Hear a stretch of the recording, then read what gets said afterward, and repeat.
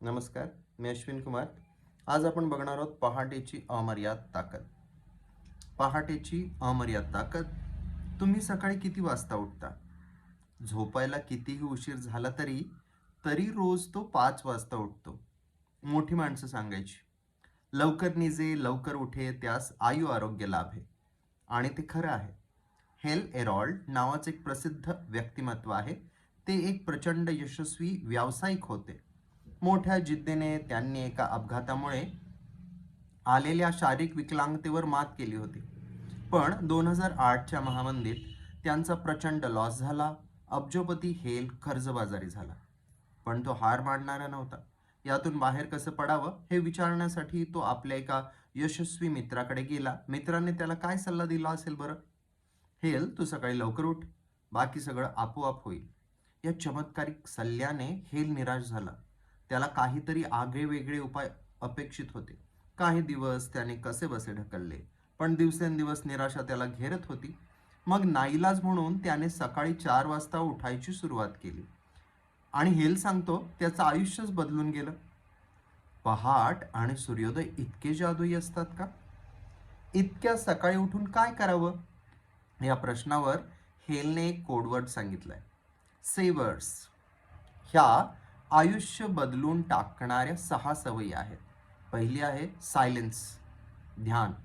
शांत बसून स्वतःच्या आत डोकावणे म्हणजे ध्यान.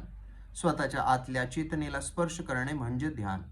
मनाच्या कॉम्प्युटरला फॉर्मॅट करून व्हायरस रिमूव्ह करणे म्हणजे ध्यान. मन प्रफुल्लित आणि ताजतवानं करण्यासाठी आवश्यक असते ध्यान.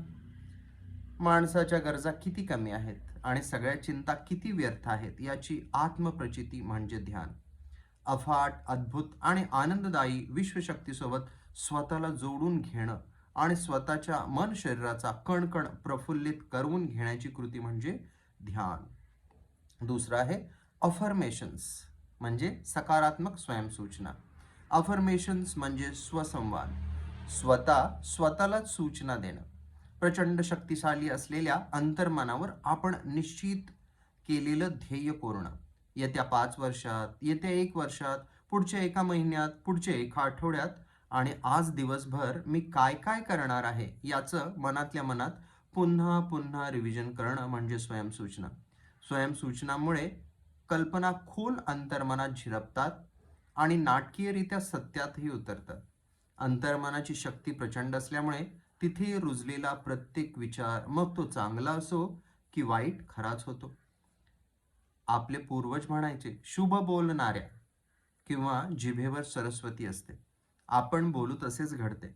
जिभेवरचे देवता तथास्तु म्हणते, वगैरे वगैरे. या सगळ्या अंधश्रद्धा नव्हत्या. ह्यामागे मनोविज्ञान आहे. एखादी गोष्ट हजारो वेळा बोलली तर ती अंतर्मनात प्रक्षेपित होते. मग अशुभ कशाला बोलायचे?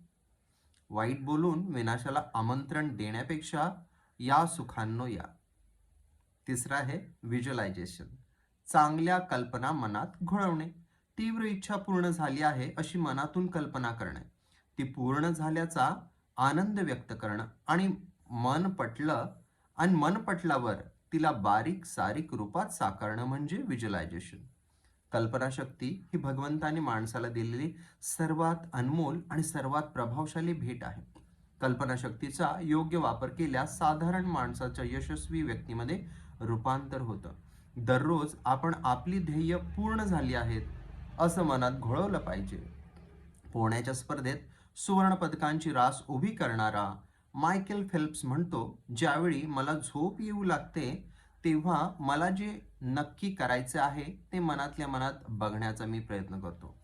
ऑलिम्पिक विजेती एथलीट लेन बिचले म्हणाली होती, मागचे 4 वर्ष मी एकच निकाल डोळ्यापुढे आणत होते, ते म्हणजे मी माझ्या हातात विजेता पदक घेऊन उभी आहे आणि माझ्यावर शॅम्पियनचा वर्षाव होत आहे. मायकेल स्मिथ म्हणाला, मी मला हवे असलेल्या स्वप्नाचे रेखाचित्र कागदावर रेखाटतो, स्वप्नांबद्दल टिपण लिहितो आणि वेगवेगळ्या पद्धतीनं त्याला डोळ्यांसमोर उभे करतो.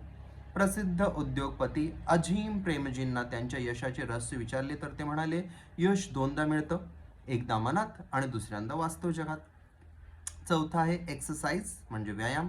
शरीरातून आळसाला पळवून लावण्यासाठी, शरीरातली ऊर्जा वाती ठेवण्यासाठी, मनाने कणखर आणि आनंदी राहण्यासाठी आवश्यक असतो व्यायाम. शरीर आळसावलं की मन भ्रष्ट झालंच समजा.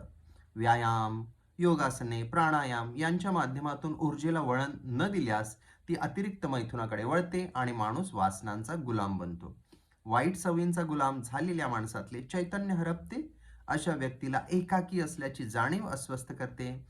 तो कशावरच एकाग्र होऊ शकत नाही आणि म्हणून तो आनंदी होऊ शकत नाही. मनात एक अनामिक भय तयार होते. या सगळ्या दृष्ट शृंखलेला तोडण्याचा एकच उपाय, तो म्हणजे व्यायाम करा, डिप्स मारा, सूर्यनमस्कार घाला, पुलअप्स करा, ट्रेडमिलवर घाम गाळा. शरीरातले चैतन्य जिवंत ठेवा. 5वा आहे रीडिंग, वाचन. पुस्तक वाचणारी माणसं एका आयुष्यात अनेक आयुष्य जगतात. पुढच्याच ठेस मागचा शहाणा या न्यायाने दुसऱ्यांच्या अनुभवाने शहाणे होणारे लोक जगावर राज्य करतात. Warren Buffett, Bill Gates, Mark Zuckerberg हे सगळे आठवड्याला 2 पुस्तके वाचून पूर्ण करतात. 6वा आहे स्क्रिबिंग म्हणजे लिहिणे. माझे ठाम मत आहे की माझ्या आयुष्यातल्या खडतर काळात मी जर लिहित राहिलो नसतो तर मी आज जिवंत राहिलो नसतो. लिहिल्याने तुमच्याशी नव्याने भेट होते. लिहिल्याने मन रिकामे होते, दुःख नाहीसे होते, मनात नव्या ऊर्जेचा संचार होतो. लिहिल्याने नवे रस्ते उघडतात, नव्या प्रगतीच्या वाटा खुलतात. म्हणून संतांनी सांगून ठेवलं आहे, दिसा माझी काहीतरी लिहित जावे. लिहिणं हे सुद्धा स्वसंवादाचे प्रभावी साधन आहे. लिहिल्याने विचार पक्के होतात. सकाळी उठल्यावर आज दिवसभर मी काय करणार आहे ते लिहावं. एखादी समस्या छळत असेल तर ती लिहून त्याचे उपाय लिहावेत. मनाला स्वप्नांच्या आकाशात मुक्तपणे पाठवून कागदावर स्वप्ने रेखाटावीत. ती स्वप्ने पूर्ण करण्यासाठी मी काय काय करणार आहे त्याचं प्लॅनिंग, नियोजनही लिहावं आणि रोज स्वतःला कामे नेऊन द्यावीत आणि पूर्ण झाली की स्वतःला विजयी घोषित करावं. लिहिल्यानं मन मोकळं होतं, चिंतांचं ओझं हलकं हलकं होतं. जवळच्या व्यक्तीला पत्र लिहावीत, कधी प्रेरणादायक किस्से, कहाण्या लिहाव्यात. अशाने अंतरंग फुलून येतं, ऊर्जेचा स्रोत खळखळत वाहतो. या 6 सवयींपैकी प्रत्येक सवय आयुष्य बदलून टाकणारी आहे. वरील 6 सवयीपैकी किती सवयी तुम्ही स्वतःला लावून घेतल्या आहेत? मला या सगळ्या सवयींचा खूप खूप फायदा झाला. तुम्हालाही या सवयी उपयुक्त ठरतील. सुदैवाने म्हणा अथवा दुर्दैवाने म्हणा, पण आपल्याकडे बराच वेळा रिकामा वेळ असतो.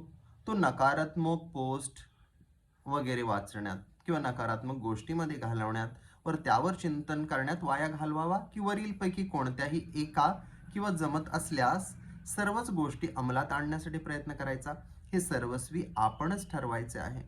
कोणतीही गोष्ट अंगवळणी पाडण्यासाठी किमान 21 दिवसांचा सराव आवश्यक असतो आणि आपल्याकडे कधी कधी 21 दिवस किंवा त्यापेक्षाही जास्त दिवस असू शकतात. तेव्हा त्या वेळेचा सदुपयोग करून भावी जीवनासाठी सशक्त मन आणि सशक्त शरीर बनवू.